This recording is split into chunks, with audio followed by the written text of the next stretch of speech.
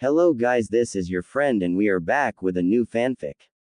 And if you enjoy this fanfic, then please press the like button and subscribe to my channel for more fanfic like this. And now let's start the fanfic. In the heart of the desert of the country of wind, fortified by high walls of rock, was the hidden village of Suna, home of the sand ninjas. Things hadn't been going well for their village. They were still rebuilding their forces after the failed invasion plan with the Sound Village. But it wasn't totally their fault, as their cage had been in reality Orochimaru. The body of their real cage had finally been found and the funeral had been held for him and their fallen ninjas. The village mourned the losses that had been suffered and also shamed at how they had been manipulated. In the center of the village, in the largest of structures, the council elders were in a meeting discussing the future of the village. In a large room with statues of all the past leaders against one wall, there was a long table with all the leaders of the village. They were discussing candidates for who the future cage would be, how to deal with such a loss of manpower as well. They were in for some rough times, as they had to keep up appearances that they weren't as weakened as they were. Another village might take advantage of that weakness, and like all villages, they needed the income from the people who hired them. Those who paid well went to the villages with the most strength, and a weak village didn't get as much business. But there was another matter on the table, and that was how to firmly cement their alliance back with Konoha. They had been allies and had betrayed them. That was something that wouldn't be forgotten easily, and they needed to make up for it and prove their commitment to the new alliance. They already agreed that the Sound Village would be a mutual enemy, but they felt something else was needed. "We need to prove to them that we are committed to the alliance," an elderly man in robes spoke. The Leave village did suffer losses, but even at 2-to-1 odds they still came out on top. Despite their own losses, they are still stronger than our village, and if they don't trust us and feel we are only buying time to rebuild, they might think we're planning to attack them again, another member said somberly. After our attack on them, I wouldn't be surprised if certain members are planning to attack us to wipe out a possible enemy or for revenge. I still find it hard to believe that they were able to repulse the attacks by 2 villages, one member said. Give it a rest, said an annoyed elder. We were led to believe they were weak and we were proven wrong. So now we have to think of a way to make a solid alliance with them. Yes, although they are now currently in the same state as we are in, looking for a new leader. A man said, looking at reports on the matter. Apparently they went Jiraiya to look for his old teammate, Tsunade. She would be a perfect choice, although I thought she left the village not wanting to return. If she does return, then Konoha will have a powerful leader. She's related to the first 2 Hokages and is a legend herself. With her as a leader, their village will soon start to rebuild itself, and we still haven't agreed on a new cage. When did he depart to look for Tsunade? One asked his fellow council member with the reports. It says that he was spotted outside the village. That's odd. Apparently he's taken in a young genin with him. The reports weren't clear, but from what our sources have stated, it appears that he's taken on a new apprentice. The man looked through his reports for a name for the boy. Apparently it's someone named Naruto. Wait, did you say Naruto? Another member said as he suddenly went looking through several sheets of paper he had in front of him. Is it a Naruto Uzumaki? The man blinked and looked at the report he had. Yes, that's his name. He was the one that defeated Gaara. He told them all and they all looked shocked at the revelation. Are you sure? Someone asked. The report was by Temari herself, as she was a witness, the man said, looking at the report in question. From her accounts, when the Uchiha couldn't damage Gaara, the Uzumaki boy used what was referred to only as a unique move to cause a lot of damage to him with an exploding kunai. Then somehow made, by her accounts, created more clones than she could count, but she estimated something close to 1,000 shadow clones. 1,000. No one can make that many. A few other mummers agreed to that. While that is highly unlikely, the man said, who had been reading the report. But the boy did somehow manage to beat Gaara, and it is listed on his official report that he does know the shadow clone technique. When first I heard, I had a few people look into him. He's largely unknown, an orphan boy of unknown parentage. He was regarded highly by the third Hokage for unknown reasons. He was said to be dead last of his class, and yet he knows an advanced Jonin move and was on a mission that went to a class, which was also the mission thatted the demon of the mist himself. That started many murmurs among the council now, although what they didn't know the circumstances of that mission, but what they did know was starting to painting a picture about Naruto. Do you think that the Leaf Village is hiding his true power? I mean, he has no real past and yet he's shown great promise, regarded by the late Hokage, defeated Gaara, who I thought was impossible. And now it seems that Jiraiya himself has taken him under his wing too. A man spoke up. This boy seems ordinary and yet there are all these things that make no sense, he added as the others started to think about this. The boy is obviously a hidden ace for their village, one member said after thinking about all of this.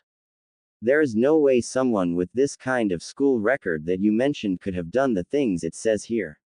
He comes out of the academy with an A-class jutsu, can use it to make an unheard of number of clones, took out one of the 7 swordsmen of the mist and defeated Gaara. His school record was obviously fake to throw everyone off. I agree, the boy must be a genius. A natural talented ninja, and with Jiraiya there's no telling how strong this boy will become. Hell, his team sensei is Kakashi Hatake too, it says here, one member said, pointing to S piece of his copy of the reports. If this boy is any indication, he could be the next Yellow Flash. Aren't you being a little overdramatic? Of course not. He shouted back at him. Think about all this and the fact that Jiraiya trained the Yellow Flash himself, and Jiraiya was taught by their third Hokage too. There's no telling what the boy will learn, and if he's already this strong, imagine what he'll be like as an adult. There was a silence there in the room at this. The thought of another ninja as powerful as the Yellow Flash in Konoha was a frightening thought. Even as allies, the Yellow Flash was a named, respected, and feared by many ninjas who remembered that man. The fact that they could be seeing a return of a ninja of that skill would be dangerous. If Konoha ever decided that they weren't faithful to their alliance, a war could be very devastating to them. Everyone remembered how brutally the Rock Ninjas had been beaten in the last ninja war. It might not be so far-fetched. The one that had read Temari's report on Gaara's defeat spoke up. It said that the boy already could summon the toads. In fact, she described the one of the ones she called the size of a small mountain. It was all red, had on a vest with scars on the body, and carried a sword. There is only one toad I can think of that describes that. He didn't have to say it, as everyone knew the chief of the toads just by his description. There weren't many toad summons that could even come close, and it seemed even more likely that Jiraiya was now training a new protege, a new ninja that could rival his last apprentice. If the boy had already signed the contract, the boy was obviously already on his way there. This could be bad for us, one of the older members spoke up, feeling his age at the moment. If they have a secret weapon in the makings, one I might add that trumped our own weapon, we must prove the depths of our alliance with them now more than ever. How? We've already agreed to some restitutions to help them rebuild the damage to the village, a man to his left said. He nodded his head to that point. Yes, but I do have an idea. It might two birds with one stone and even be beneficial to us if things can go perfectly down the years. What are you talking about? He continued on. Simply, we put in for the bonding alliance contract with them. Everyone remembered that old ritual. Mainly when two villages or countries had been at war and one side lost, there was a way to cement the peace. It mainly said that the loser would offer up a prodigious member of that group to marry into the victor's forces. It was a way to show commitment on both parts. That might work, a member said, thinking about it. It hadn't been done in a while, but there is precedent for it. If we make an offer to the Konoha Council, they might accept, but we need to ensure that they would. But who would we pick? It would have to be someone close to the boy's age, but also someone upstanding, if else the offer could not even be looked at. Names were thrown out as to whom could it be, but when someone actually suggested Temari herself, that caused a bit of talk. I don't think we should give her up, someone said. She's one of our most potential ninja. She's the eldest child of our late Kage himself. Plus, if the boy is as powerful as we think he could be, Then any children they would have would be just as strong if not stronger. Yes it would, but that would entice their council to accept. That's why it's a good idea. No it isn't. We wanted to ensure a peace, not give another village a family of powerful ninja. Hear me out. First it would give them incentive to accept the offer, and yes it would create that. But they would have family in Suna, making it harder for them to fight against our village.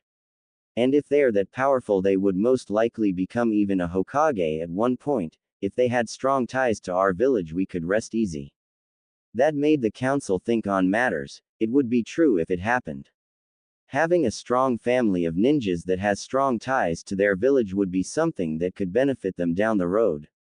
It was also offered that maybe one of their children could be married off to someone in their own village. That way whatever strong bloodline that would be produced could also be started in Suna as well. That was what sealed the deal for the council. Everything, if it worked out, would benefit their village. They would have a strong alliance with one of the strongest villages, and possible strong allies in the future, and even future stronger ninjas for them down the road too. Preparations were made to send an official deal to Konoha as soon as possible. Konoha Council. A few days later the Konoha Council was in session. Since there was still no Hokage they needed to help run the village as best they could. They did have limited power though. They couldn't institute policy or wage war or anything like that. They couldn't accept missions that were or S rank and only certain B rank missions. But they did have to help with the rebuilding of the village and with relief efforts as well. At the moment 3 of the most influential members of the council were meeting with each other. 2 were an elderly male and woman, both had been teammates to the late 3rd Hokage, the other however had been a thorn in the 3rd's side for years. He was a tall man in robes and bandages covering his face and walked with a cane. He was Danzo, the war hawk of the village as it was said. He was a more militaristic influence, and even though he had no official office in the council anymore, many still listened to his counsel. Homura Mitokado, the old woman, was currently sipping her tea as she watched Koharu Udatane read the letter that was to be sent to the council that afternoon from Suna. The old man's face was an emotionless mask as he read it carefully, trying to read it to see if there was any hidden meaning in it. She had done it herself, and she felt that even though the Suna council was being upfront, they were still hoping for something to come of this. Danzo had already read it and was looking out a window, lost in his own thoughts. Homura finally let out a sigh and put it down. Your thoughts? She asked him. It seems they want to establish stronger ties with us.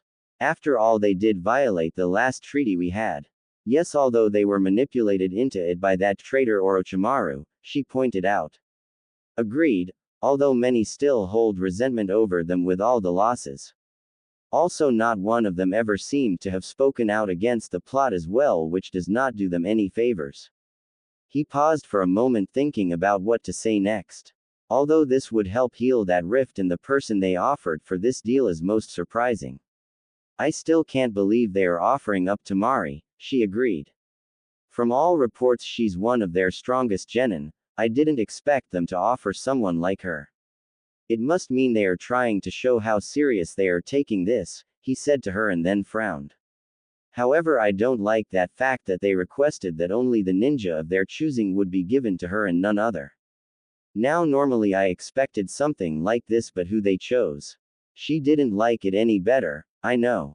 Someone like a Hyuga or the last Uchiha I can understand, or even someone from one of the other clans.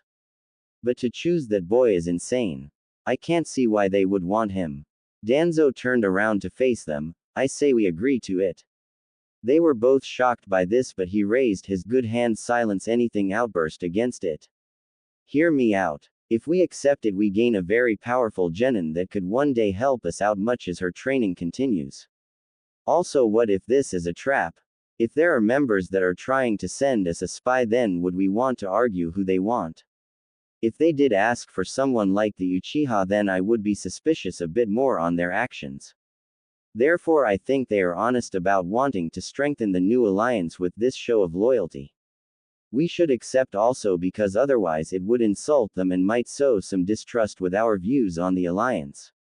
I know you both don't think much of the boy, but if he's the one they want, then who are we to argue the point? They obviously want the boy for a reason, although for what reason I can't see at the moment. Could they know about the Kyuubi? Junko asked. Danzo shook his head. I doubt it.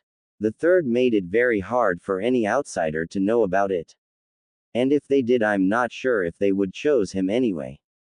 I believe they might have chosen him for another reason. Perhaps it was because they chose him instead of one of the nobler clans as a way to prove that they weren't doing this just to marry into one of our clans. Homura stated. Danzo thought about that point. That is a possibility. But I feel the union could be beneficial to us regardless. I know you feel the boy should never have been made a ninja. However, I always felt the boy would have served us better as a weapon, but I was outvoted from that. At any rate, their children could be very powerful ninjas in the future. A young ninja like her shows much promise, and the boy's chakra is insane for his age. If that is passed on, it could lead to a family of high chakra users with powerful justice. So you can't use the boy as a weapon, you intend to breed him, is that correct? Junko said in mild disgust. She was never in favor of breeding programs, but in the past they had been beneficial.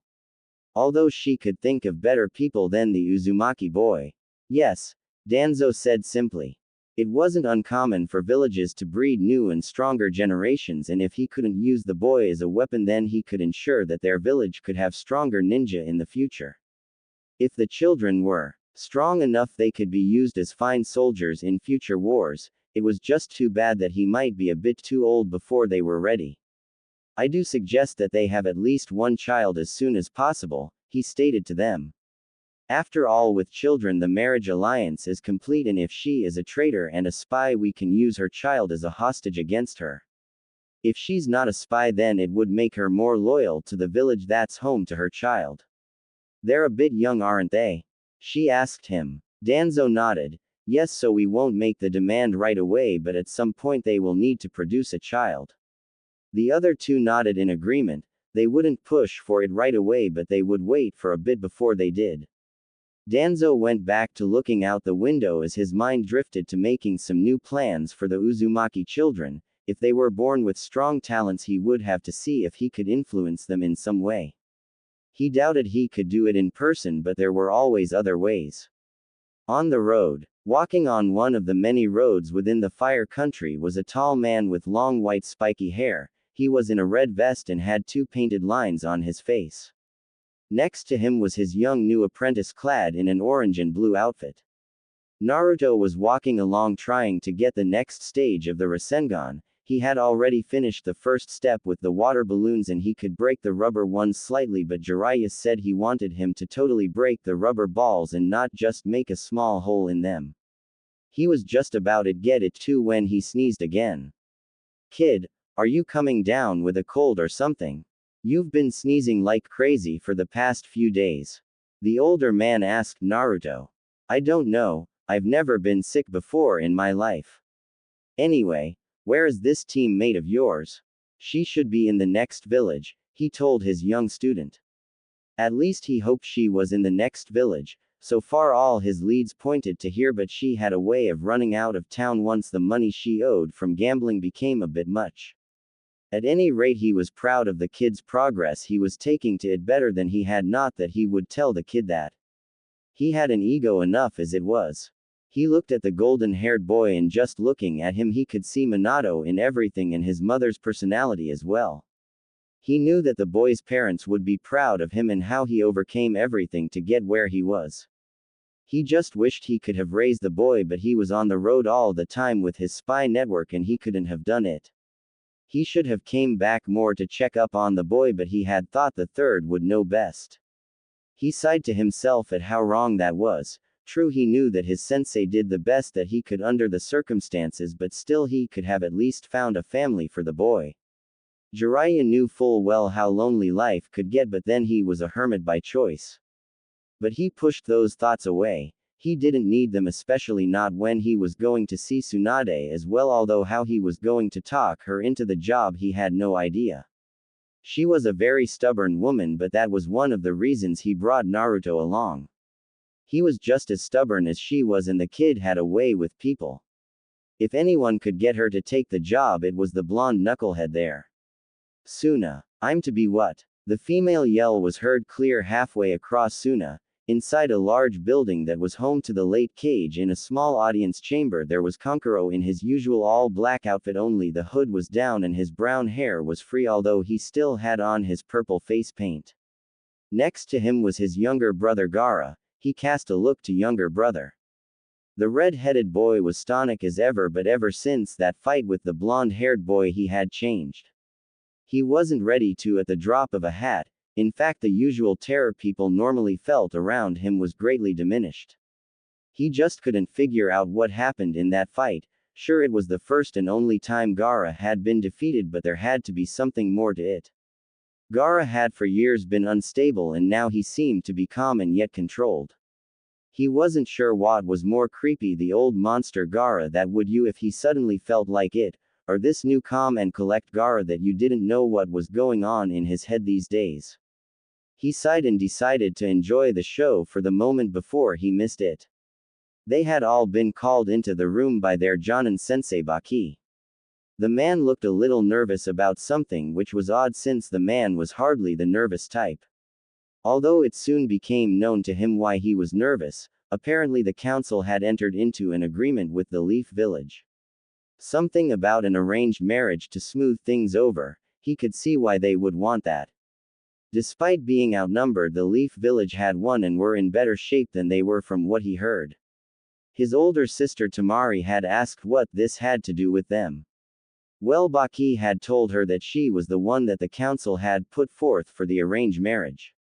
That was when the yelling started and he had to snicker. The only thing that came close to Gaara's temperament was his older sister's.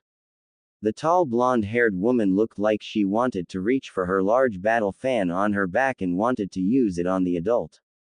Temari, this is an order by the council and I had nothing to do with it. I was just to tell you of what is going on and to help prepare you. He said, trying to calm the young ninja down. So what? I get no say in this. Why the hell are they sending me anyway? She demanded of their sensei.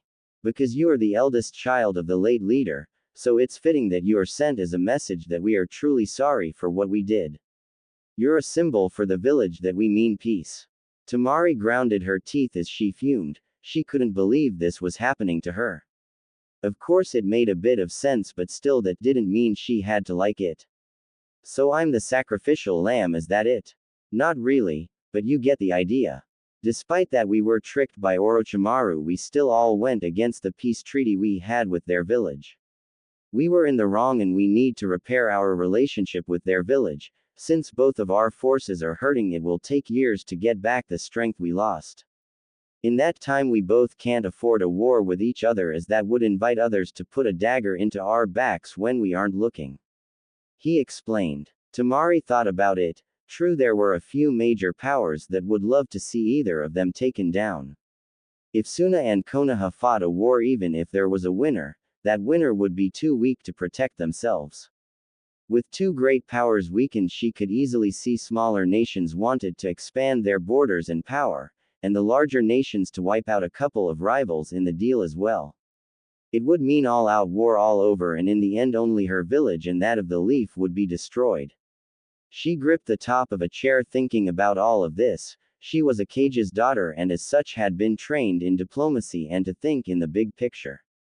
She could see the logic in what the council did, but she loved this village. Her youngest brother was slowly regaining his humanity and she never felt closer to him. She didn't want to leave her home and her family behind. She looked at her two younger brothers. They were the only family she had left in the world, but if a war started, then how could she live with herself knowing that she could have stopped it? I hate this, she whispered out to herself. Baki sighed and walked over to her and gently placed a hand on her shoulder. I know, but it's your duty to do this. This is the greatest mission that you'll uptake for this village, Temari. You know full well that the life of a ninja is for the country and for the village. Our personal lives come second to them, and at times we are asked to do things of great difficulty as well. Quote. Temari hung her head in defeat. Who is it that I'll marry? Don't know yet. We have to hear back from Konoha first. In the meantime, we're to get you ready, study up on the Leaf Village and any customs that you'll need to know. Temari let out a long sigh and felt a hand on her shoulder. She looked surprised to see that it was Gaara. Although his face was void of emotion, there seemed to be a hint of something in his eyes. If he hurts you all him. He said simply. Normally that wouldn't be anything new, but there was a difference. Gaara only for himself and never for other people. He was basically telling her in his own way that he would be looking out for her. That if whoever she was marrying hurt her, that he would be there to protect her and help her. She never had known Gaara to offer anything like that before, and she was strangely touched by it. She actually smiled at him, and for a moment Gaara seemed to be pleased. She wasn't sure how she knew, but she just did. Thank you, Gaara. Yeah, well, you're our big sister, what do you expect? Kankuro said, smiling at her. Gaara nodded. Family is important. You are important, and I will not let anyone harm those precious to me. Temari couldn't speak. She didn't trust herself not to choke at his words. Gaara had never said that they were precious to him. She had no idea what had changed her baby brother, but for the first time in years she had her youngest brother back. To the surprise of everyone, she hugged the younger boy to her. Gaara was shocked by the gesture, and he was trying to make sense of the feelings he was getting. The warm embrace of his sister reminded him of when he was in his sand, but this was different. This was warm, and he felt something nice growing inside of him. He wasn't sure what to do, but something told him to hug her back, so very gently he reached up with his arms and wrapped them around his big sister. He couldn't remember if he was ever hugged in his life, and it felt nice for some reason.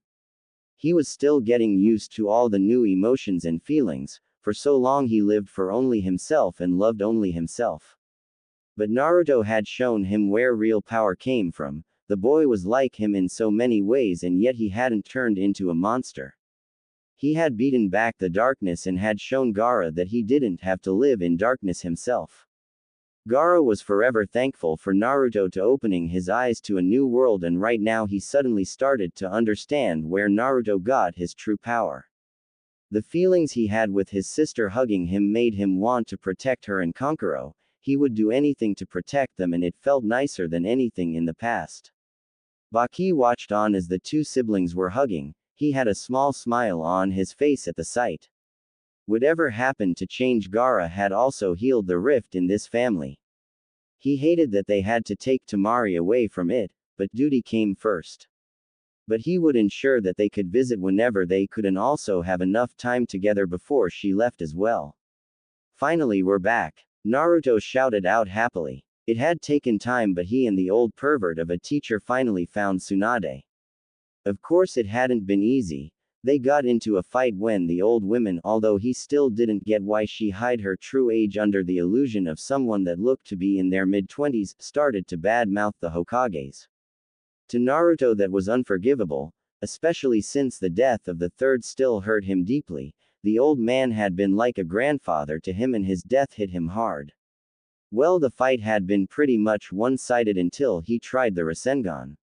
It hadn't been complete, but it was enough to get her to make a bet with him that he couldn't master it in a week.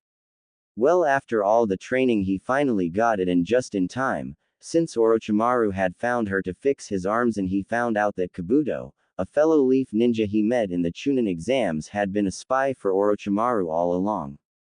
While Jiraiya fought Orochimaru, he fought to save Tsunade from Kabuto and used a finished Rasengan for the first time.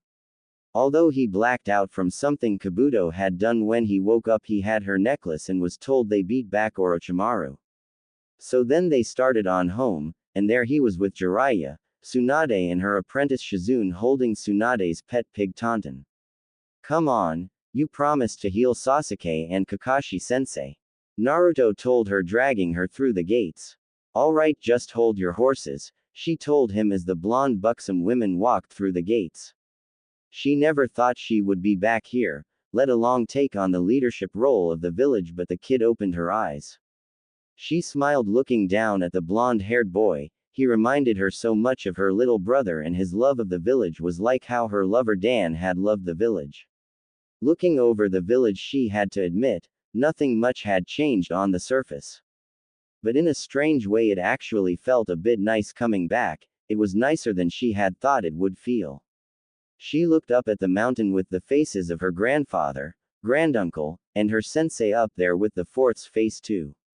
She smiled looking at the familiar faces, and strangely enough she actually felt like she was coming home. For so long her own bitterness at the losses of two important people in her life had obscured her view of the village, and now with it gone she could see the reasons why they had loved this village. Oh come on, Ero Sennin, can't you get Bachan to move it? Naruto asked. Naruto, she has to take up the job of Hokage first, and at least let her settling in for a bit. Why don't you drop all your stuff at your place and meet us at the Hokage's tower when you're done? Jiraiya said, and then thought about it and gave him a little money back. Here, get some ramen while you're here too. Naruto's face lightened up immediately. Thanks, Ero Sennin. Stop calling me that brat. He shouted at him. How about pervy sage then? That's basically the same thing. Naruto gave him that fox-like grin as he ran off to get ramen and then drop his stuff off at his place. Jiraiya muttered about the lack of respect in the youth of today. Tsunade smirked as she watched the two of them. They were quite the pair, and she could tell that he really liked the boy. She remembered when he swore he never wanted to take on another student after the Minato had died against the Kyuubi, but it seemed that Naruto had won him over. Jiraiya, there's something I've been meaning to ask about Naruto. His last name is Uzumaki, right? Is he related to Kushina? She asked him as they all walked on. Jiraiya nodded his head. Yes, he's their son.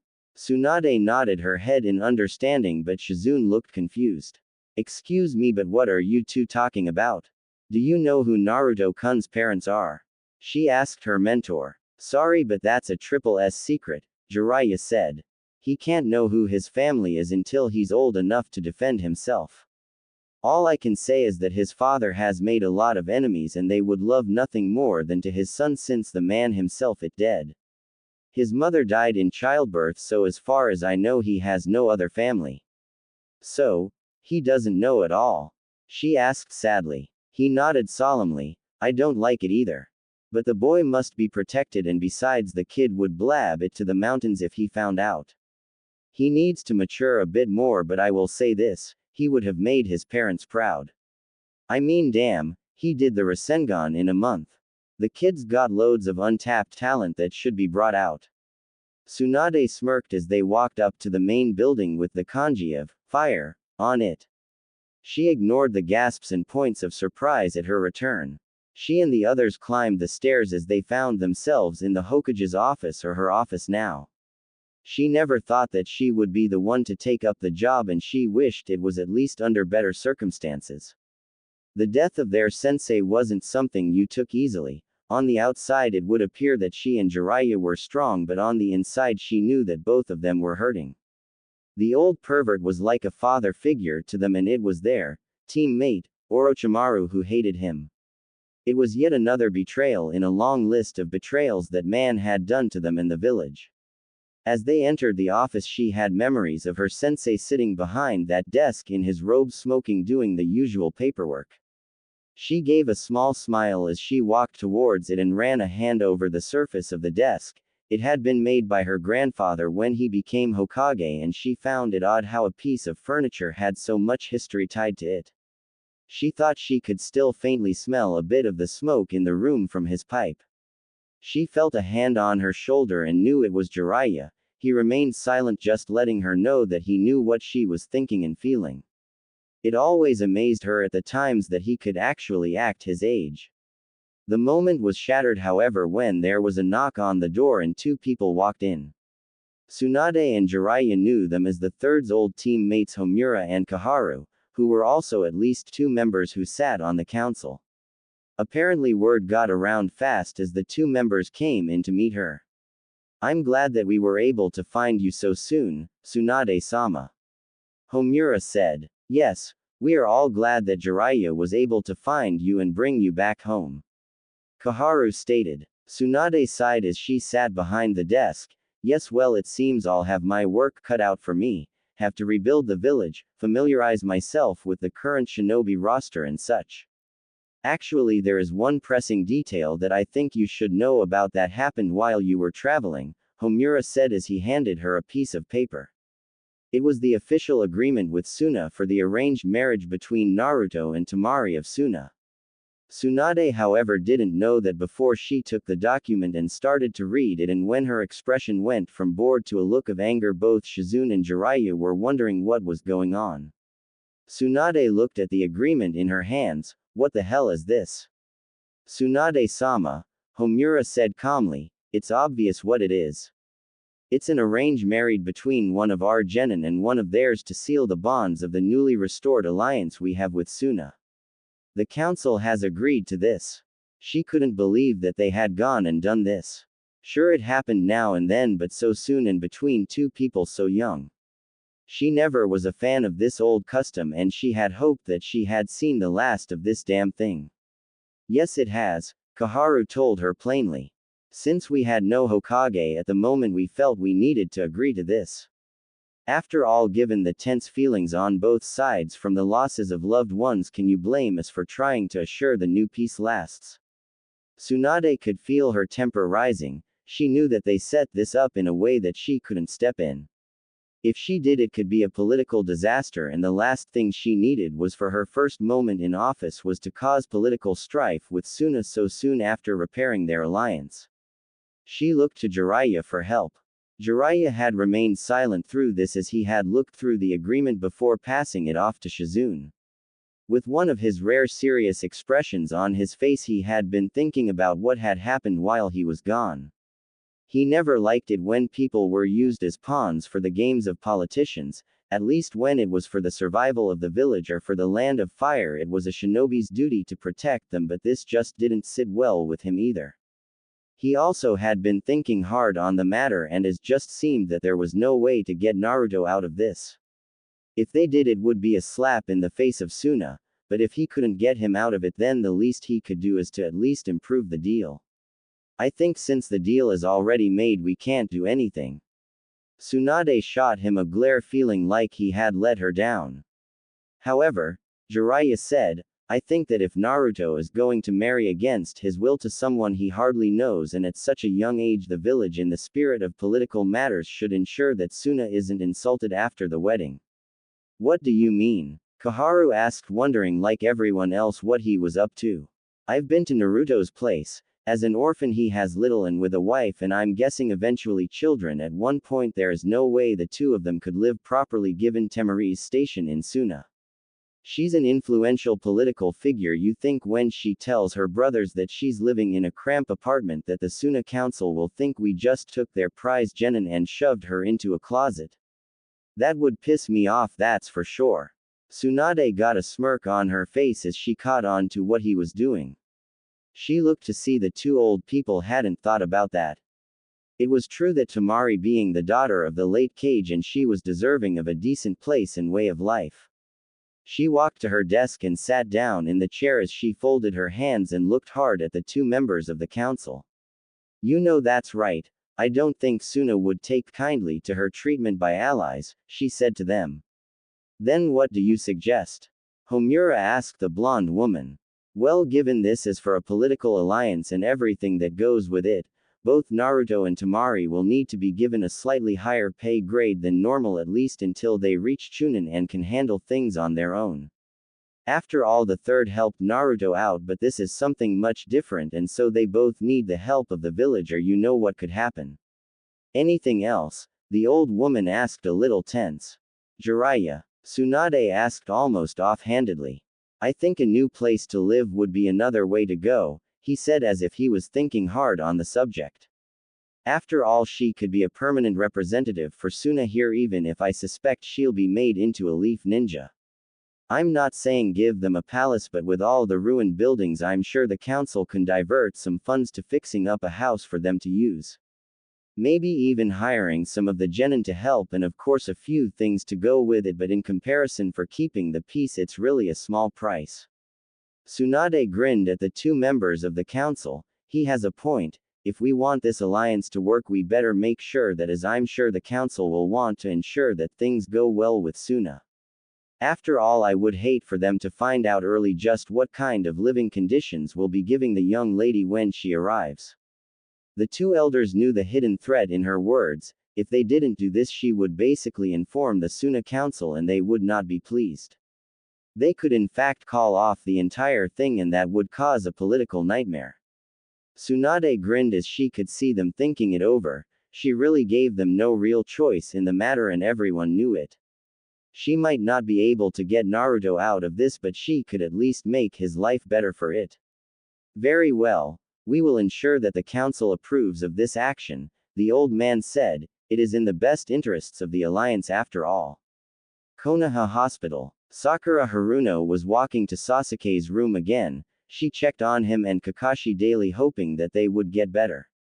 With Naruto gone off, she was left alone and thankfully Ino kept her company whenever she could. She smiled at how they were slowly repairing their friendship after their match in the Chunin exams. It was one of the few good things that came out of it. But she missed her team. She hated being alone as it only reminded her of how things had been for her as a young child. Without Ino there, she might have ended up as just this lonely girl that people picked on with no confidence at all. She winced at the memory of how her relationship with Ino had broken up over their mutual feelings for Sasuke. Although she still wanted Sasuke, at least now her friendship with Ino was back on track. Now if only the boy would wake up. She sighed as she came to Sasuke's room, but she was hearing voices behind the door. One was the loud voice of Naruto and she actually smiled a bit hearing it. Mainly because it meant one member of her team was finally back, but the other voices she never heard before. She opened the door and there stood Naruto, but with him were two people she had never seen before. One was a woman in a gray dress with short brown hair that had an earthly beauty about her. The other was a woman that looked not much older, although she was in fact 50 years old, with blonde hair in pigtails, a green shirt. Naruto looked at her and smiled brightly. Hey, Sakura-chan, guess who finally woke his emo ass up? Sakura blinked a few times and took a few steps through the door as she saw around the women, and there was Sasuke finally awake from his coma. Sasuke-kun. The pink-haired girl ran right over to the dark-haired boy and hugged him. Tsunade had to smile at the scene. This was why she got into medicine, seeing someone recovered and the reactions. Although it seemed not all the reactions were what she had hoped for. Naruto looked a little downcast. He was glad that the boy was okay, but she could tell by looking on his face that he would have liked the girl to have hugged him like that. And the boy in the bed didn't even seem to notice the young girl was even there, let alone hugging him. Too bad, Naruto. Looks like she has her eyes on someone else, but you better get over it fast because I'm sorry to say you have no choice but to, Tsunade thought to herself seeing the scene. She let out a cough, getting everyone's attention. There's a meeting in my office tomorrow. I want you all to be there with the others at 9 sharp. Okay, Ba-chan. Naruto smiled up at her. She could feel the twitch in her eye at being called Granny again. She really wished the brat would stop calling her that. As she and Shizune left, it was Sakura that looked to Naruto. Naruto, who was that? That's our new Hokage. Naruto smiled proudly at her. She's our new what? Sakura asked, shocked. Hokage's office. Tsunade had gathered up Naruto and all of his friends as well as their teammates. Maybe doing it in private would have been better, but this way she could deal with all of their reactions and they would have to be told anyway. She noticed that Sasuke looked better, although Kakashi was sitting down still resting up. Everyone had been told that she was the new Hokage and there were various reactions, although a girl in a pink shirt and with her hair in 2 buns was looking at her with stars in her eyes for some reason. She glanced down at the profiles on her desk and saw the girl's name was Tenten from Guy's team. She wasn't sure how to start things off. How do you tell someone that they're to be used as a political tool and have to change their entire life? She sighed as she had the official documents before her of everyone here as well as the marriage alliance. Everyone, I have some important news that will be made public when I take up the mantle of Hokage officially tomorrow.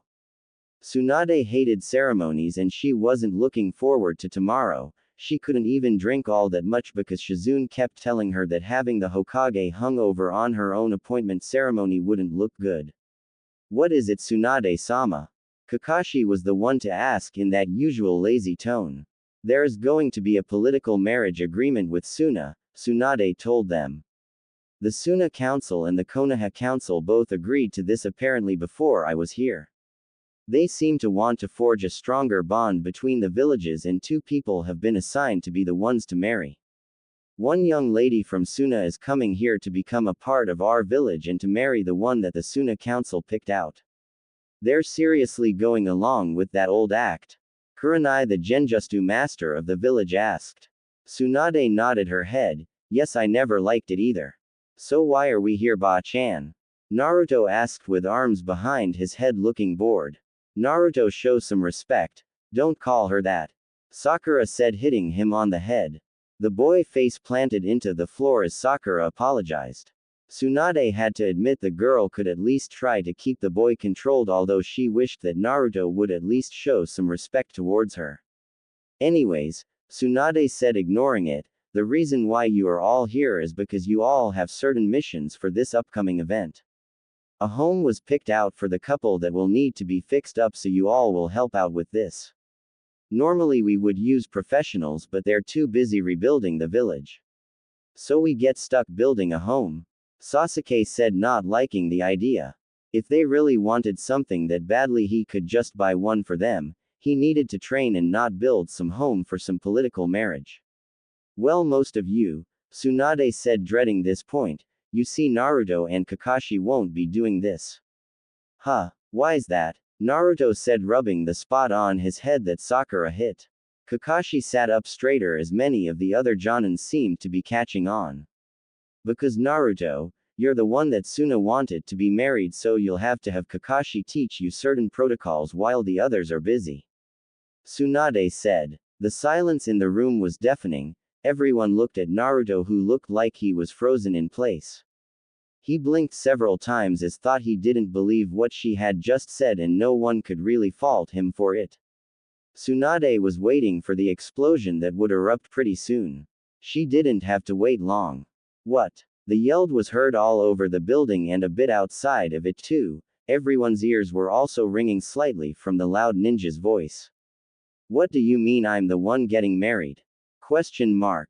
I can't get married. I'm not old enough. I don't even know her. And well. He cast a glacé to Sakura, his longtime crush. Although he kept asking her out and she kept saying no to him, he had hoped that one day she would accept it.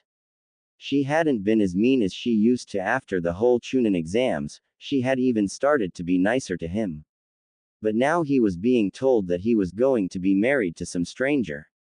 Naruto, when you became a ninja, you officially became an adult in the eyes of the village, Tsunade told him simply. Unlike normal civilians, when you become a genin, you are officially no longer a child under the law. As for the young woman, you actually do know her, I believe. She's Temari, the one that was on the Suna team that was at the exams. Naruto thought about it. You mean that blonde girl with the big fan?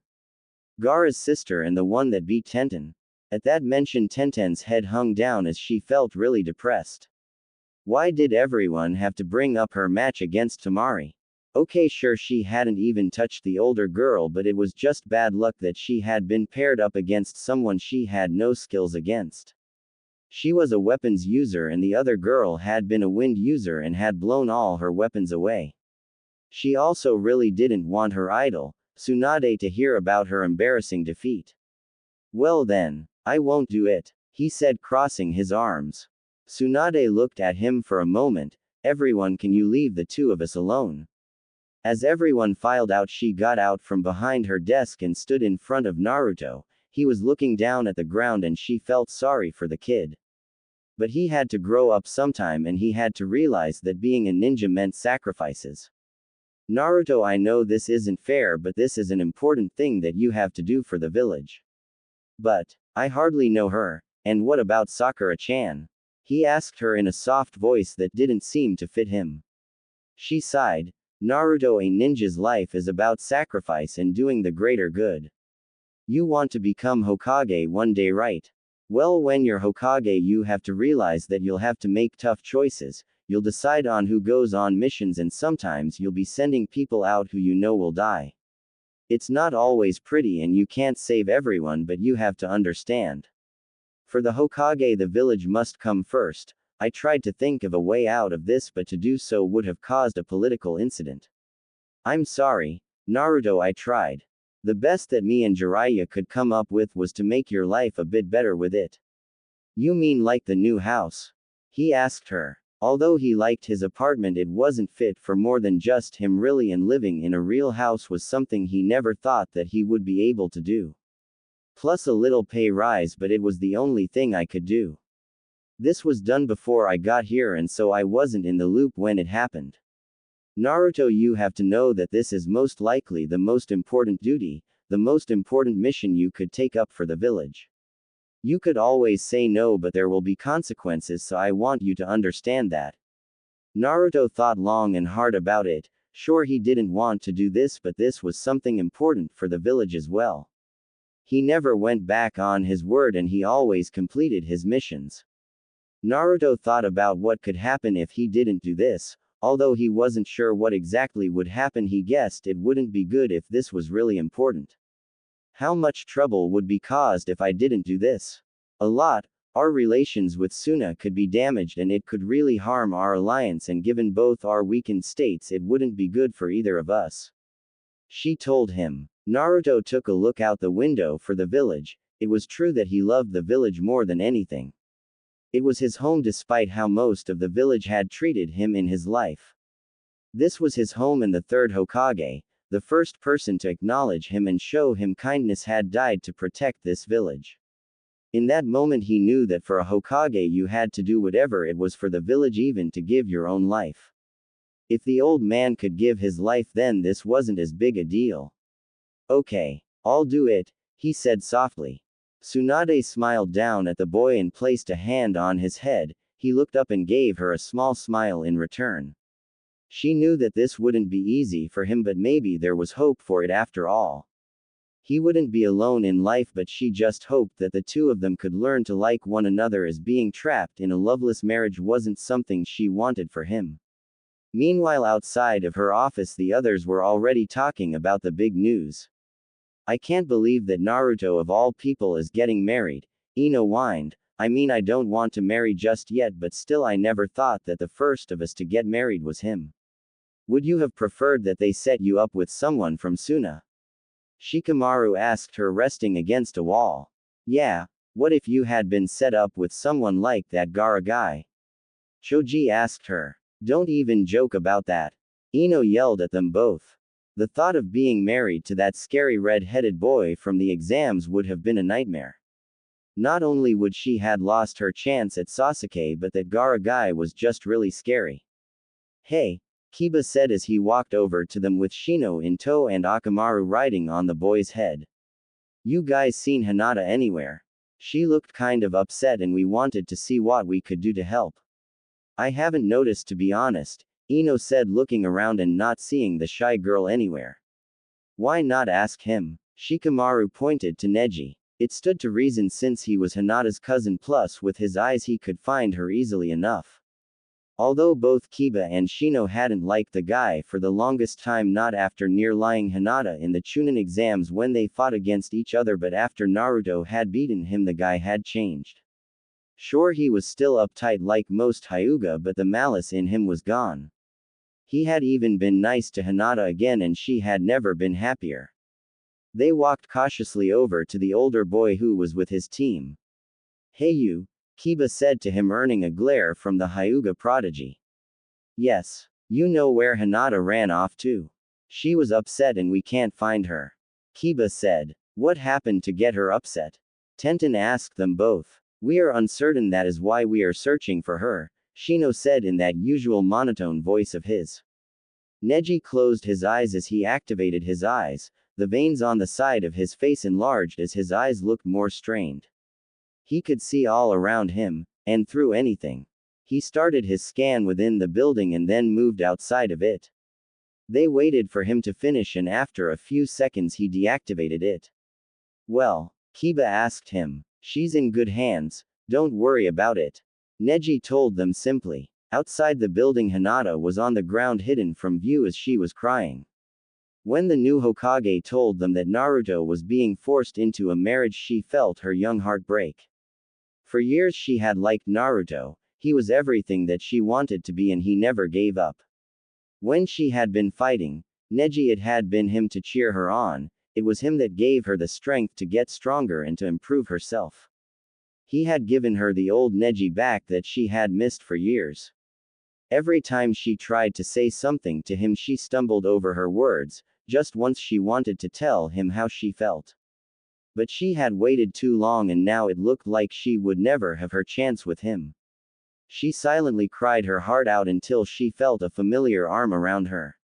She jumped and looked up into the face of Kurenai, her sensei, and who was like a mother figure to her after she had lost her own mother at an early age. Kurenai had known about the young girl's crush. She had suspected something for a while, but it wasn't until that moment when she had seen Naruto cheer on her student and how she reacted to him did she finally figure it out. But when that announcement had been made, she had kept an eye on the young girl. She had seen how she had been controlling herself from crying right then and there. Hinata had left the room as quickly as she could and she had followed, knowing the girl needed comfort. She put an arm around the small girl as she hugged herself to Kurenai's chest. I'm sorry, Hinata, she said softly to her. It's not fair, she cried into the woman. I know it's not, life sometimes isn't fair, she told her, gently stroking her short hair. She wished this didn't have to happen to her, and she also wasn't sure how Naruto would think on it either. It just seemed that the happiness of two young people had just been crushed for the sake of politics. Losing your first crush wasn't easy. She remembered her own first crush and how he had just dumped her after a few months. She had been very depressed for a while until she got over it, but she was stronger for it, and Kurenai only hoped that Hinata would eventually get over this as well. It had been a few days and already, Temari was starting to feel the strain. The council hadn't told her who she was marrying just yet, as they wanted to get confirmation from Konoha that the new Hokage was appraised and her fiancé as well. After that, and there were no problems, a message would be sent, and then she would be on her way to the Leaf Village. A part of her hoped that this fell through so she didn't have to go through with it, but she knew what was riding on it as well. So for the past week she had been looking up and reading all about the village and those important in it. When she had gone off to the Chunin exams, her team had been given some of this before, but now it was more in depth. She had already read up on the clans and now she knew more about some of them than she needed to know. She was bored out of her mind and leaning all this about customs, political figures and other such things that she didn't want to think about anymore. Normally she went out to trail to blow off steam, but after she had went a little overboard, Baki had ordered her not to train for the next few days. So now she was bored and itching to destroy something with her fan. She let out a frustrated groan as she put the scrolls aside and went out of her room. She went into the living room that she shared with her family. There was Kankuro sitting on the ground working on a new puppet by the looks of it. There were tools and parts all over the small mat he was working on. She hated how messy he got the place when he did this, and the worst thing was that he had his own little workshop for this kind of thing as well. How many times have I told you not to do that in here? Temari snapped at her. Lost count, he muttered as he finished screwing something together. Besides, we were just waiting for you to get out. He jerked his thumb to the side, and through the large door she could see Gaara standing out a balcony looking over the village. It was something new he had started to do lately. It puzzled them both, as Gaara never really showed much interest in the village before, but now it was like he was studying it. It was just one more of his odd behavior that he had started to do ever since after they had picked him up off the ground nearly dead with his fight with that blonde genin of the Leaf. Although it was nice to see this change in him, he was calmer and even a bit nicer now. She had asked him what had gotten into him a few days ago, and all he said was that he had been shown a new way and a better way to be stronger. He didn't elaborate and it just left her even more confused what was going on in the head of her baby brother. So why were you waiting for me anyway? Temari demanded of her other brother. We were told that the Hokage has sent us a replay and that the whole, well it's still on. He said a bit nervous. She was touchy if he used words like marriage so he avoided them. It was fun to watch her mad at others but not when she was furious at you. For a moment she actually pitied the poor bastard that got stuck with her given how much she hated this whole affair. But he was a ninja and he knew that this was a duty that they couldn't get out of. That didn't mean he liked it. They were a team after all and they were also a family. Sure, on the outside he didn't let it show that it bothered him, but he wasn't very good at his feelings anyway. Plus they were more than a team, they were a family and he didn't want it to be broken up. That's another reason why he was toying with his new puppet. It helped to calm him. Do you know who it is? Temari asked him. She had been dreading who it was she was being made to marry for a while now. She guessed it wouldn't be too bad if it was at least someone their own age group, most likely one of the ones from the Chunin exams from her reasoning. They were the strongest members and there was no way her own council would marry her off to some weakling. So for the past week as she was studying up on the village that would become her new home, she was trying to figure out who it was she was marrying. There was the Uchiha boy. He was handsome and strong although his personality didn't really seem all that great. That was the reason after her fist encounter she didn't take much notice of him. That kind of arrogance got old fast. There was also the fact that her brother had his sights on him and she knew that he wasn't going to live for very long anyway, at least until he was saved by his teammate. There was also the Hyuga boy she saw fight. He seemed very strong as well although he too had been defeated by that same boy that had beaten Gaara. Another possibility was that boy she had fought herself. She would admit that it still pissed her off that throughout the entire match he had been actually one step ahead of her and she hadn't seen it until the end. She was supposed to be a great tactician but he just played with her. And when he had her beat, what does he do? He gives up. Although she had officially won, she took it as a loss no matter what anyone said. Yeah, he told us who it was alright, he trailed off not sure how she would take it. Well, who it is? Temari demanded. It's that Naruto kid, you know, the one that beat Gaara, Kankuro finally said. Although he hadn't seen the battle he heard the story and had seen the shape Gaara had been in. He had never seen his little brother in that kind of shape before and anyone that could do that to him was scary. Temari was thinking the same thing. She had seen that insane battle. She had never seen a battle on such an epic scale like that before and truth be told she was actually a little scared of the little blonde genin. He had done the impossible at every single battle. He kept beating opponents that he shouldn't have been able to. He acted like a goof and an idiot, but during those battles she had seen something else in him. When he got serious it was like he was another person. She couldn't remembering seeing his eyes but his whole body spoke volumes.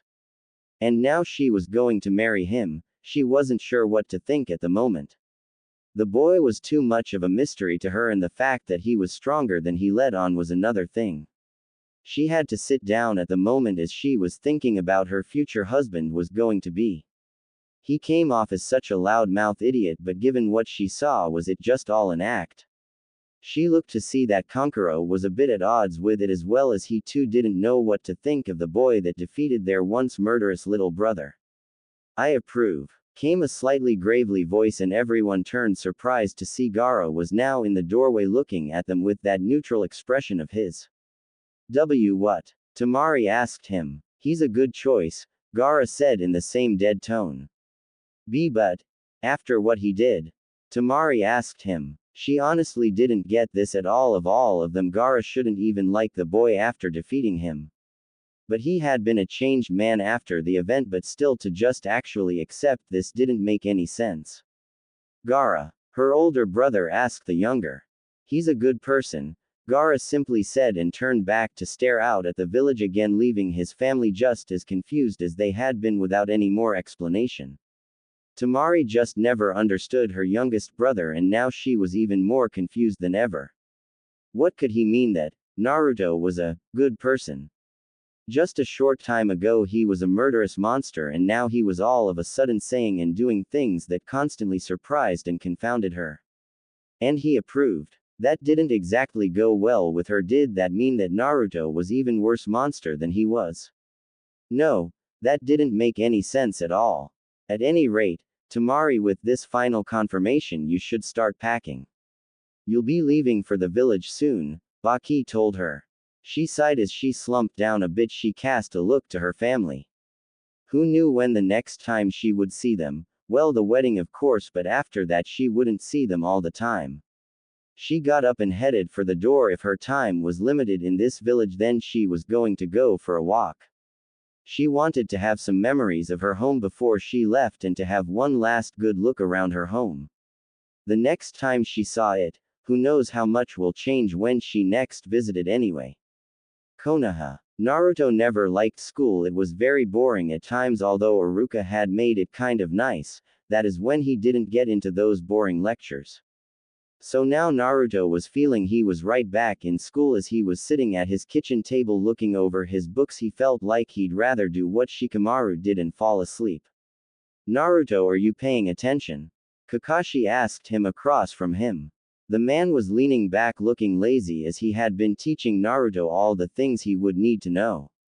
So far it hadn't been going very well. Naruto was always restless and it took Kakashi a few days on how to actually teach Naruto this kind of stuff. After getting some tips from Iruka, he had made some progress, but still the boy was having troubles. Oh come on, Kakashi-sensei, this is boring. Why do I have to learn all this stuff anyway? He moaned. Kakashi sighed as this wasn't the first time he had to go through this. Okay, well, first it's good to get to know where Temari is coming from for a deeper understanding of her culture.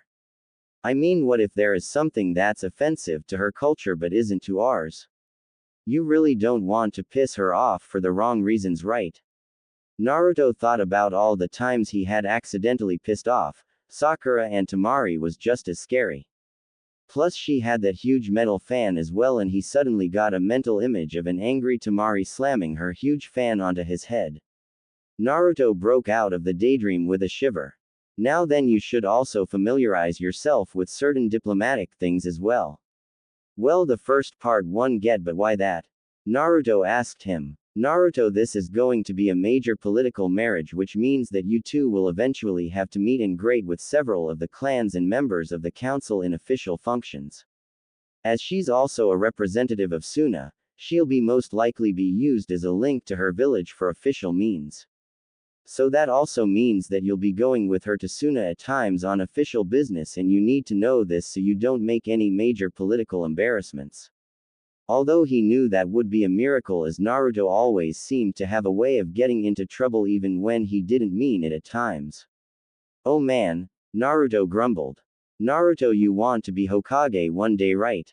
Kakashi asked him, knowing this would get his attention. Well, a Hokage also knows about this. All this political stuff are things that you'll have to deal with all the time. A Hokage runs the village and had to make a lot of decisions, like with Tsunade-sama's with this whole affair. Naruto looked at the books and sighed. He really did want to become Hokage, and he never thought that he would need to learn all this stuff. He just thought a Hokage did paperwork and protected the village like all the Hokages before had done. Think of it as training then to be a Hokage. Kakashi gave him that usual eye smile of his. With that, Naruto perked up as he grinned at his teacher. Well, why didn't you say that to start with? Let's get this training underway. Kakashi only chuckled as he started to teach Naruto more of the history of Suna.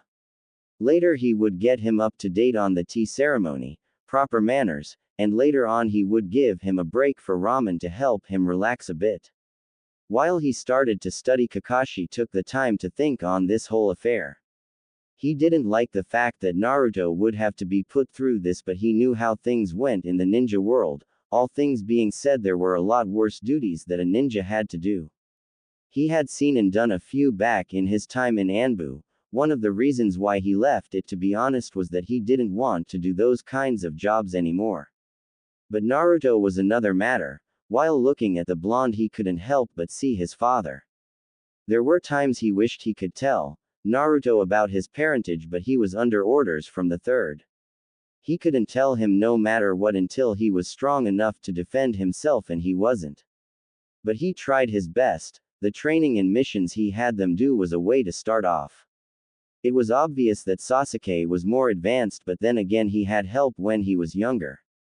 Sakura he wasn't sure what to do about. She had great chakra control and would be great for Genjutsu, but other than what he got from his Sharingan to see through them, he didn't now much, unlike Kurenai.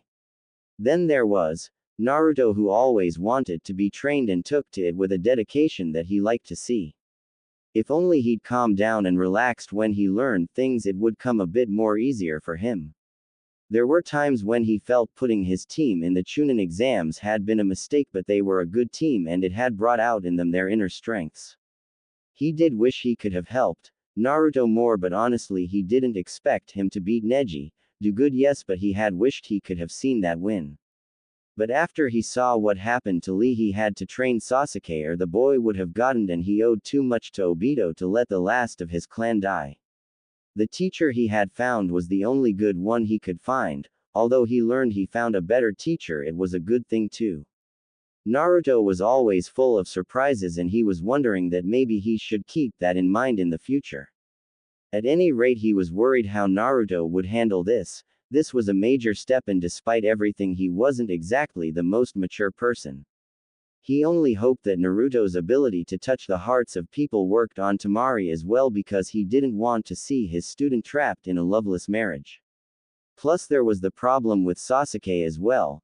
After that trip from the hospital, he noticed that the boy had taken a few steps backwards in his social progress with his team.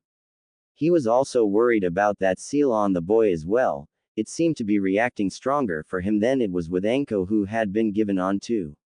He was worried that Sasuke would seek out Orochimaru, which had been another reason why he had trained him in the Chidori, to show him that he didn't have to leave the village to gain strength. But after that meeting with his brother, which he found out from Jiraiya while in the hospital, he noticed the change in the Uchiha boy. As Kakashi continued training Naruto, he was a little worried for the future for all his students. Across the village, in a section of the village that was under repairs, the genin teams were already hard at work fixing up the home to be used for Naruto and Temari. The home wasn't too bad, although it was missing a whole side of it, and the lawn had been torn up pretty bad, not to mention the brick wall around the property as well. The backyard was pretty much a write-off as well, but after a week things were looking better. Apparently one of the giant snake summons had gone through the area and the previous owner had been crushed under it. Finding the blood smears had upset a few of the kids, but that was long gone now. Currently they had fixed the missing pieces of the home, cleaned up the yard. Although there were some little improvements that still needed to be done, it was largely finished. It had been a long week full of work and the genins were taking a much needed break. Man, this has been a lot of work. Still can't believe that Naruto is getting stuck with this whole deal, Kiba said as he lightly petted Akamaru sitting on his lap. Kiba, perhaps that is not a good topic for the moment, Shino said as he glanced over at Hinata. Kiba looked over and winced as the girl had been depressed all week long. They had been trying to cheer her up all week but without much success. Well, I for one hope that Temari can at least keep him in line, Sakura sighed as she sat down with a box lunch. He could use someone in his life will make him more mature. Oh man, don't start that, Shikamaru sighed as he walked over with his team. My mom does nothing but nag me and my dad all the time. I wouldn't wish that on anyone, although she did seem to be the bossy type of woman. That's not a nice thing to say, Ino yelled at him. And I got two bossy women in my life as it is, Shikamaru sighed. What was that? Ino said in a dangerous tone of voice.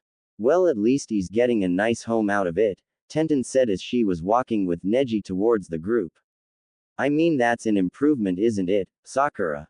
Sakura had been to Naruto's apartment a few times. Although she saw that he had a decent place with nearly a full top floor, it was kind of lonely. She frowned a bit, remembering how besides the messes he sometimes left, there wasn't much other than the usual stuff. But then again, it was just him living there, so of course it was pretty simple living without much clutter that got accumulated from a family living in a home. She looked at the house and it was a nice place, not grand or anything, but the type of place she might like to live if she could ever afford it, but houses were expensive in the village. Yeah, I think that he'd like this place, she said to them all. I mean, he's got no family and at least now he's not going to live alone anymore. Yeah, but she's basically a stranger, Choji told them, eating his large lunch. I mean, we barely know anything about her. Mainly all we know is what we saw in the Chunin exams with her and her brother, Neji said, thinking about the sand trio.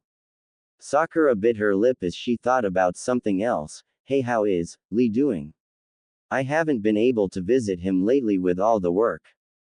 Tenten and Neji shared a concerned look before Tenten spoke up. He's doing okay, considering the doctors told him originally that he would never be a ninja again with his arm and leg so badly damaged. Then Tsunade-sama told him about all the bone fragments that are close to his spine. Tenten and Neji were both told the full story by Guy, who wanted his team to know just how serious the injuries were for Lee. Tenten felt sad that Lee would never be a ninja. It was heartbreaking really when she heard the news, given how much training and effort put into it. He was already at a disadvantage without being able to mold chakra enough to use ninjutsu or genjutsu skills. But he put his heart and soul into training to show the world that you could be a ninja even if you were like him. Neji himself had to admit that he actually missed Lee a bit. True, he and their sensei could be annoying, but they were a team, and it wasn't until just recently when he started to see just how much his team meant to him. After Naruto had beaten him and showed him that fate could be changed, and reading the final words of his father given to him by his uncle, he had a lot of time to think on things. One of them was his treatment of his cousin. He had been wrong to blame her for the rift between the main branch and his branch. Looking at his cousin now, he actually felt for her pain, and he also had a lot of time to make up for all the years he had been clouded by his anger. Another recently was that Lee was the closest thing to a best friend he had, not that he would ever admit that to anyone. But the boy kept pushing himself, and the skills he saw in the Chunin exams showed him just how far Lee had come in such a few years.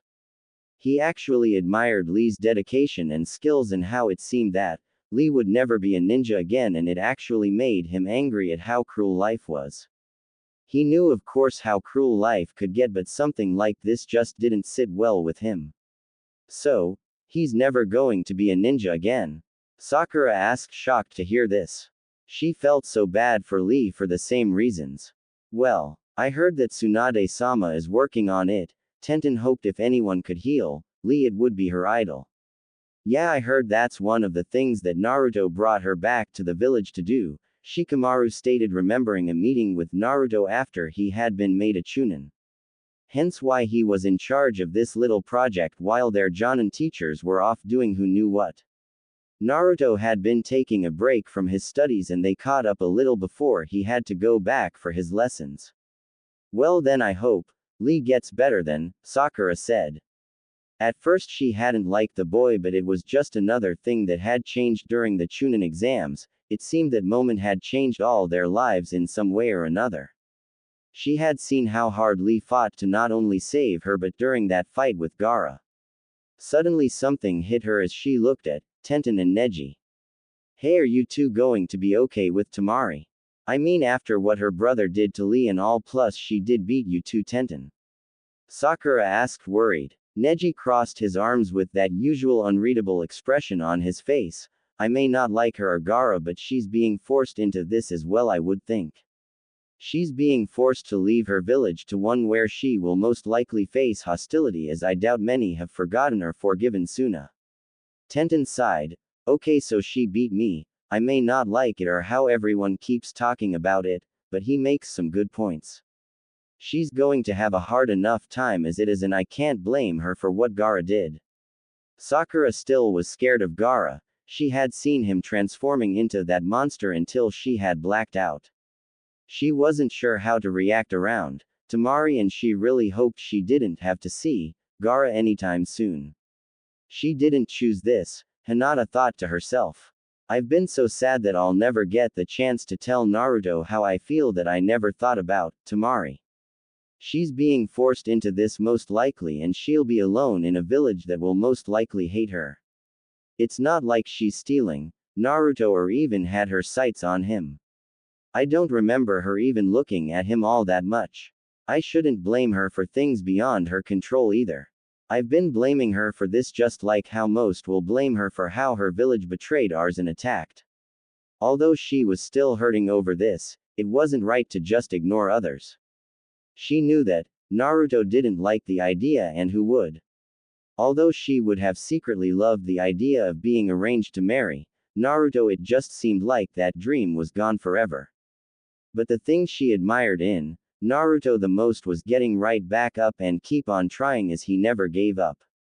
Well, she shouldn't give up either. She may never have Naruto's feelings for her, but she didn't want to ruin the friendship she had with him. Yes, she would hurt, but she should be there for them as well. We should be nice to her then, Hinata said as she surprised everyone at that moment. She's going to be all alone and both her and Naruto-kun will need support for this. We're his friends and this isn't easy for him either. Yeah, guess you got a point there, Kiba said, throwing his arms behind his head. Hey, where is Sasuke-kun? Ino asked, looking around to see that he was the only genin not here. Well, I asked if he wanted to join us, but Sakura always asked him and every day he said no. Why won't he join us? Ino sighed. Because it's too troublesome for him, Shikamaru muttered. For the entire time the attitude of the Uchiha was getting on his nerves. It wasn't that he wasn't doing the work, he was, in fact it was just that the boy made it no secret that he would rather be training than doing this, even if it was for his own teammate.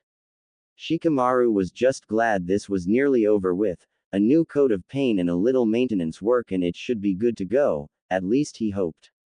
2 days later, Naruto Uzumaki had been having a nice dream about all-you-can-eat ramen. He had been on his 32nd bowl when one of the most evil creations in the world went off, his alarm clock.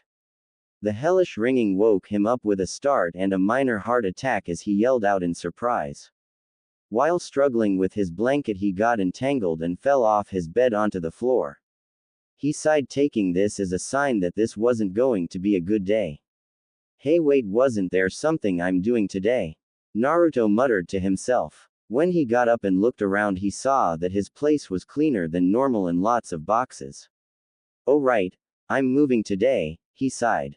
Apparently the new home was finished and he was to be moved in and get it ready for Temari as they would be using it. He sighed. Although the idea of owning an actual house was really cool for him, he would miss this place. Sure, it wasn't much to look at, but he had room, a small garden that he liked to take care of, and no one really bothered him. It had been the only home he had known all his life that he could really remember, but now he had to say goodbye to the place. Well, one last meal. Naruto smiled as he did his usual normal rituals before going to the kitchen and making a cup of instant ramen. After he was done and did some final cleaning before he waited for the others to show up, they were to help move him in, not that he really needed it as he could always make an army of shadow clones, but he didn't know the way to his home anyway. He waited around until there was a knock on his door. He opened it and smiled, seeing his teammates there. Hey there, I'm all ready. That's good to hear, Kakashi said, walking in and seeing everything was ready. Good job packing up. So can we get this over with? Sasuke asked. Yeah, I might as well move in. I want to get in some real training before Temari comes. Naruto said, excited to get this over with. Sure, Kakashi said, picking up a box. Well, now you two get something. Naruto, you think you can handle the rest? You know it. Naruto grinned as he created a small army of shadow clones. He gathered up everything as they made their way to his new place. Naruto wanted to know if he missed anything, so he went to Sakura to talk to, given that she was a girl and they liked to talk, and of course Sasuke wouldn't talk much anyway. It was nice talking with her, but he kind of missed being able to try and impress her and trying to get her to notice him in a way that she would agree to a date with him. He sighed, knowing that he would have to give up his feelings for the girl, it wasn't easy after all. He liked her since they started school together. Hey Sakura-chan, he asked, suddenly cutting her off from her telling him about how the others were doing. Yes, Naruto. Can you promise me something? Okay, what is it? Naruto was silent a moment, looking at the ground at his feet. Promise me that no matter what, that we'll still be friends and teammates. Sakura blinked a few times at the question before she made a small smile. Of course Yubaka, we'll always be friends and teammates no matter what. Naruto gave one of his rare real smiles at that. It was nice to know that no matter what he could count on his friends. They continued on, and just when the shadow clones were starting to complain about all the stuff they had to carry, they arrived. Naruto looked on at the place. To him, he couldn't believe he was living here. Sure, it wasn't like the houses you find in the richer parts of town, but to him the place was great. When he asked his sensei if this was the place and he was told it was, he took off running through the gate. He couldn't believe it, but he actually had a yard. He could train all he wanted now. In the back there was a larger one that could easily be made into a neat little training area too. Temari was with Baki and her brothers as they were escorting her to Konoha. A part of her kept waking up every day on the trip here thinking that it had been all a dream what was happening.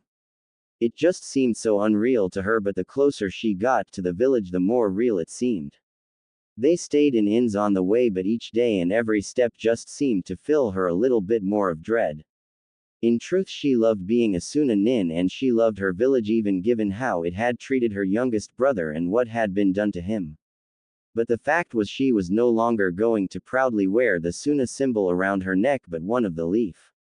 She fingered the protector that she liked to wear around her neck another time, knowing that soon she would never wear it proudly for the world to see. How are you holding up? Kankuro asked her. The same, she replied as they walked on. I just wish I knew a bit more about this guy. I mean, was the whole loudmouth idiot thing some kind of act? He just shrugged. Don't know, but if it is, it's a good one. Still don't see why Gaara liked the guy so much.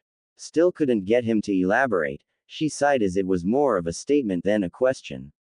No matter how much they tried, they couldn't get him to say why exactly.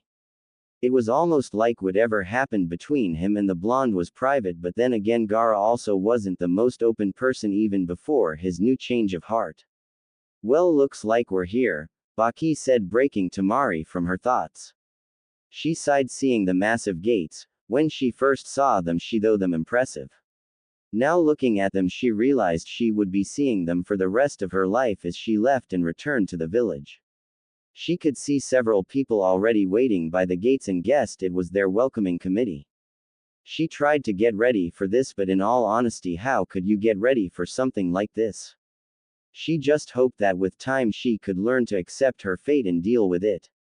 By the massive gates to the village stood the Hokage, with Shizune, Naruto, Sasuke, Sakura, and just joining them was Kakashi. Kakashi, where were you?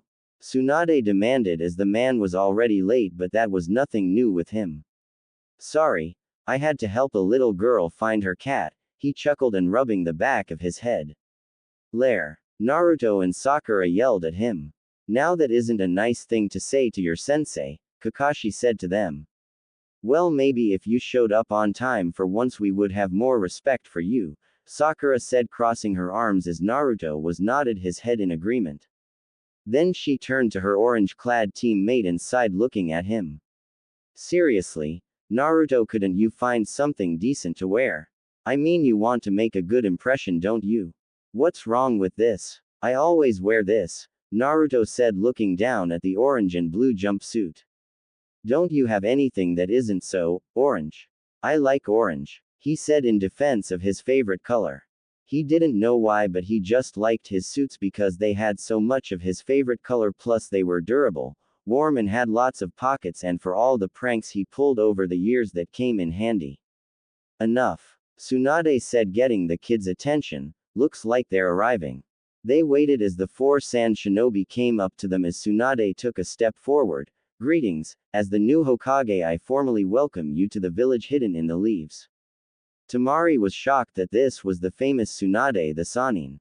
This woman looked no older than 25, but the reports she had read said that this woman was supposed to be over 50. If she was, she looked amazing, and looking at the huge chest she had on her, she had to wonder if those were even natural.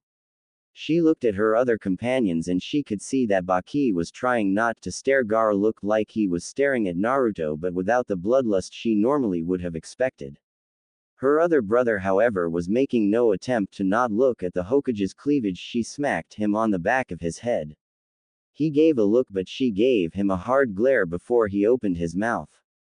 Naruto snickered when the guy in the makeup got smacked for looking at Tsunade, although he suddenly got elbowed by Sakura as he looked at her confused. "Are you supposed to say something?" she whispered. "Oh right," Naruto said, remembering the greeting that Kakashi made him memorize. He took a few steps forward to Tsunade and gave a bow to her. "I greet you and I wish you welcome and safety." Temari wasn't expecting a formal Suna greeting, but she returned the bow. "I am thankful for the hospitality and the honor." Naruto then smiled up at them and noticed Gaara was walking towards him. He stiffened a bit, but something was different this time. He wasn't getting that creepy feeling and of terror like the last times he met the guy. He couldn't place it, but the guy just seemed more normal than last time, although it was hard to tell with that mostly blank expression on his face. Hey, Naruto said, not sure what to say to him. "Naruto Uzumaki," Gaara said, but there was no malice in the tone. "Will you take care of my older sister like you would those precious to you?" Naruto blinked in confusion before he smiled. "Of course I will. It's a promise and I always keep my promises." Gaara nodded his head. "Thank you, and for what you did as well." "Huh?" Naruto asked, once more confused. "You showed me where true strength comes from," Gaara said simply, and Naruto got a huge smile on his face. The others who were watching were just as confused. Temari and Kankuro didn't know what to make of their youngest sibling. Kakashi was looking on in interest, although he had a small smile under his mask. Tsunade and Shizune were wondering what the story was behind all this. Sasuke just didn't look pleased, mainly because watching the two of them only reminded him of how he had failed to defeat Gaara and Naruto had. Sakura was caught between confused and nervous being around the boy that had tried to her and her team the last time she saw him. Although she couldn't help but notice that the guy seemed less intense, she supposed the word would be, although she still wasn't exactly easy to be near him. Images of what he had done to Lee replayed in her mind as well.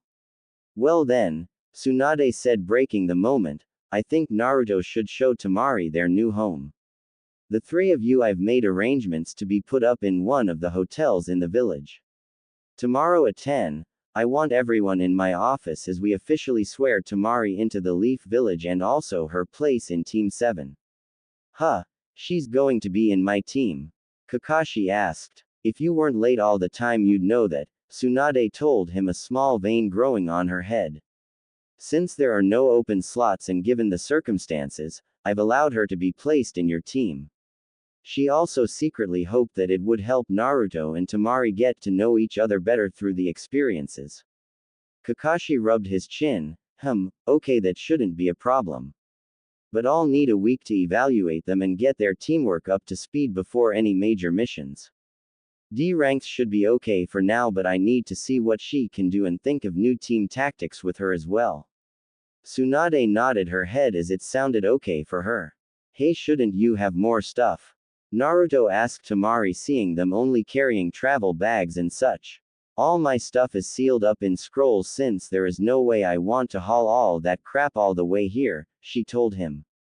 Naruto remembered seeing Tenten use that in the Chunin exams in her fight with Temari. That girl had used a lot of weapons and he had forgotten about that. "Hey, is that hard to do using sealing scrolls?" Naruto asked her. "You don't know how to do that. Most ninja in Suna learn that when they're on a genin team." That caused the members of Team 7 and Tsunade to glare at Kakashi, who at least had the decency to look a bit embarrassed. "I kept meaning to, but they never really needed it, so you kept putting it off," Tsunade said, glaring a bit harder at the man. "Kakashi, I know this is your first genin team, but you should at least get them up to date, or I might have to consider other ways to motivate You. Kakashi didn't know what she would let alone could do, but he nodded his head. He mentally sighed as it just meant less reading time and relaxing. Uzumaki home. Temari looked at the place that was to be her new home. All in all, it wasn't too bad. Looked like they would have some privacy, at least something she liked to have now and then, although it was odd for her to see so much green. It was the same when she first came here during the Chunin exams. She wasn't used to this climate either. It was too cool for her tastes, but during the exams she did adjust to it, and after a while it wasn't so bad. The sun didn't scorch you as badly, the humidity was a lot more bearable, but it was still different. She had no idea what it was even like to have a yard, as the water to maintain grass was a luxury that people didn't bother with, as not dying from thirst was more important.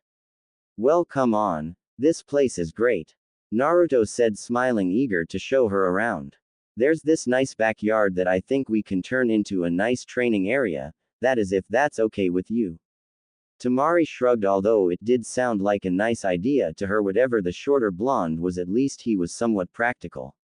Sounds okay to me, but can I put my stuff away first? Huh, oh sure. Naruto led her inside, and the place obviously would need work, Temari thought, looking around. It certainly could use a woman's touch, plus if she was doomed to live here she might as well make it her own. She took one of the ceiling scrolls and placed it on a table. It held things that could easily go down here and she could set it up later. Naruto led her upstairs to where the bedrooms were, and a part of her was dreading this. Would he force her to sleep in the same bed as him? Sure, they were going to be married and she was duty-bound to certain parts, like at least having one child and the things that came with it. But she sure as hell wasn't going to be some trophy wife either, or subservient to his every wishes. Just as she was about to voice her strong opinions on the matter, he spoke up first. This is your room, mine is just across the hall. Naruto smiled at her. Temari blinked a few times, a little surprised he had given her her own room. My own room. Well, yeah. Naruto smiled nervously as he scratched the back of his head. I mean, I know we'll be married, but we don't even know each other all that well. I didn't think you'd like sharing a room with a stranger, and it wouldn't really be right to force you to, so I figured to give you the large room and I get the smaller one. Temari had to admit not only was she surprised, but she was impressed with his decency in the matter. Although there was one question she had left: so why did you give me the larger room then? Well, I figured you would have more stuff, you know, coming from a family and all. He shrugged and she nodded, also remembering the report that said he was an orphan. She wasn't sure how to feel about that, although sad she didn't really know him that well to really feel much. Besides, girls tend to have a lot more stuff than boys. He grinned, remembering some of the stories Kiba told of his older sister and mother. Temari's eye twitched. Just when he was starting to earn from points with her, he had to go and say something stupid like that. Naruto noticed the glare that she was giving him and shrunk a little under her gaze. What did I say? He muttered. Baka. She muttered, going into her room, leaving Naruto to wonder just why girls were so hard to understand. She went through setting up her room. The sealed scrolls she had mainly had a lot of her stuff from back in Suna. She gathered up everything she had, since it wasn't likely she would go home other than a visitor. So she got her bed, a nice large one with a soft mattress. Sometimes she needed to relax, and this was one of them: a dresser, vanity mirror, and her clothes and stuff. She still had her equipment scroll that held all her ninja gear and things she needed to repair her fan and the replacement fan too. She decided to leave that for later and placed it aside. Hey, what's this for? She heard Naruto's voice and she was starting to wonder if she should worry. She went down to the first level as she saw him looking at the scroll she had left. He had it open, looking at it. What do you think you're doing? Sorry, he said quickly, trying to move it back to where he found it.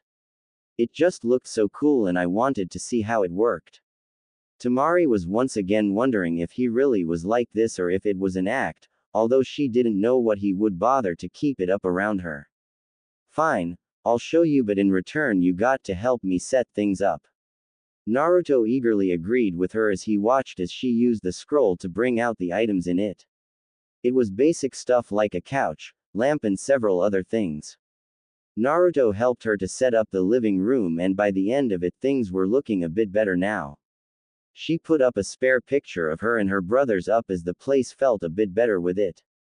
After that, Naruto showed her around the rest of it. She was surprised by the backyard, as he had been right, it was a good place for outdoor training area. The rest was kind of empty, but she knew that they had the rest of their lives to fill it up. That thought was a strange one, although not very pleasant. There was a small onsen as well, although it looked to be just newly repaired. Naruto told her that the previous owner was said to have some water jutsu to make it. It wasn't very large looking, only to fit a few people, but it would be great for those days when she was sore from training. When he said how he wanted to turn one room into a place to put all their ninja gear, she once again liked the idea. When he showed her the room, it wasn't much, small, one window, a small closet, and apparently he had started. There was a self-made shelf with kunai, some wire, extra pouch and holder. The closet, she could easily place her fan and a couple of others if she got more. All in all, it was a nice starting place, and she had to wonder just how a kid so hyperactive and seemingly an idiot had some practical sense. It just seemed the more she got to know him, the more confusing he was, as nothing made sense. Although there was one thing she didn't know about Naruto, and that was when they got to the kitchen and when she took a look at what they had to eat, she was dumbfounded by what she found. The fridge held a few things, but there were 2 cupboards full of nothing but ramen. There was instant ramen and ingredients to make your own, and in all kinds of flavors as well. How the hell can you eat all this stuff? She blurted out. Why not? Naruto asked her. Ramen is the best food there is. Temari gave him a level look. No wonder you're short if that's all you eat. What's that supposed to mean? He shouted, as Temari once again wasn't sure if she should anger the boy or not. She had seen him and knew that in a fight she couldn't beat him. I just mean that without proper food you can stunt your growth. She told him in the same type of tone she used with Gaara when he had been crazy. Naruto wasn't sure why she seemed so strange, but he didn't think nothing of it, but still he didn't get her point. Ramen was the best food there was, plus it was easy to make and cheap.